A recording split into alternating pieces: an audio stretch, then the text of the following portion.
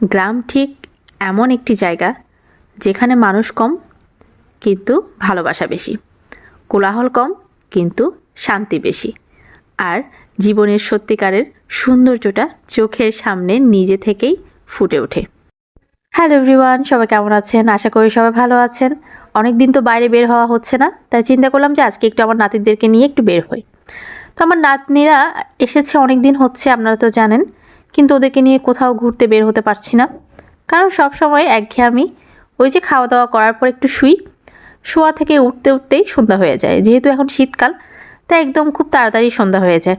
তো আজকে চিন্তা করলাম যে একটু ঘুরে আসি, যেহেতু আমার নাতনিরা চলে যাবে, তাই আজকে একটু ঘুরতে বের হলাম। তো ঘুরতে বের হয়ে এই যে খুব সুন্দর একটা পরিবেশ, যেটা আপনাদের সাথে শেয়ার না করে পারলাম না আর কি, এত ভালো লাগছিল। তো এখানে এই যে দেখতেই পাচ্ছেন খুব সুন্দর, কিন্তু এখানে এই যে ক্ষেতগুলো দেখতেই পাচ্ছেন, এখানে কিন্তু ধান উঠানো হয়েছে, আর ধানগুলো এখানে সবগুলো রাখা হচ্ছে।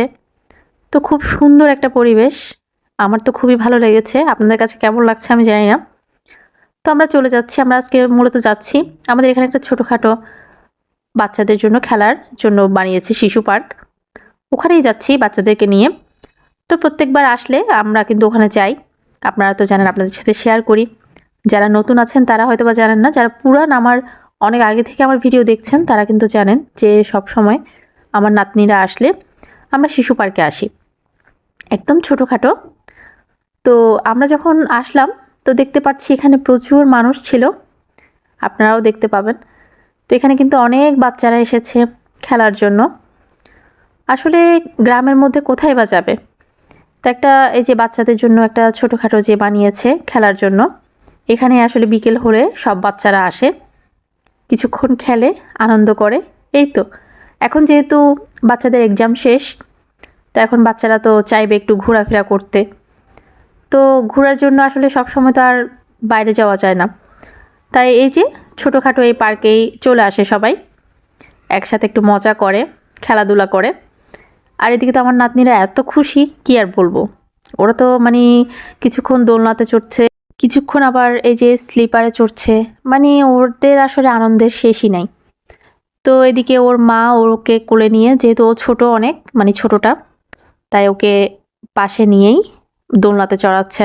আর এদিকে আমার ছেলেরাও কিন্তু খুবই খুশি, কারণ ওরাও সবসময় বের হতে পারে না, ঘরের মধ্যে থাকে সারাক্ষণ, তাই ওরাও ইচ্ছে মতো খেলাধুলা করতেছে। বিশেষ করে আমার ছোটটা, আপনারা তো দেখতেই পাচ্ছেন, ও মানে চড়তে চাচ্ছে, ও আসলে বুঝতেছে না যে কোন দিক থেকে কোন দিকে চড়বে। অবশ্যই জানে, তারপরেও মানে ও শর্টকাটে চড়তেছে আর কি। যাই হোক, এদিকে এই যে বড়রাও কিন্তু এখানে কোনো অংশে কম না, ওরাও কিন্তু চড়তেছে।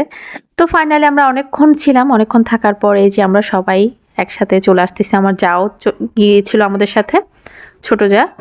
তো আসার সময় এই যে দেখতে পাচ্ছেন এখানে কিছু রাস্তার মধ্যে কিছু গাছ ছিল, যেখানে এই যে মানে বিভিন্ন রকমের সবজি বাগান করা হয়েছে, যেটা আপনাদের সাথে একটু শেয়ার করলাম। এখানে সবজিও ধরেছে। তো এই তো আজকের বিকালটা এভাবেই সুন্দরভাবে কাটালাম। কেমন লেগেছে আপনাদের অবশ্যই কমেন্ট করে জানাবেন। ভালো লাগলে লাইক কমেন্ট শেয়ার করে পাশে থাকবেন। এই যে কত সুন্দর পরিবেশ, তাই না? তো ধন্যবাদ সবাইকে এতক্ষণ যারা কষ্ট করে আমার ভিডিওটা দেখেছেন। Thank you watching my video.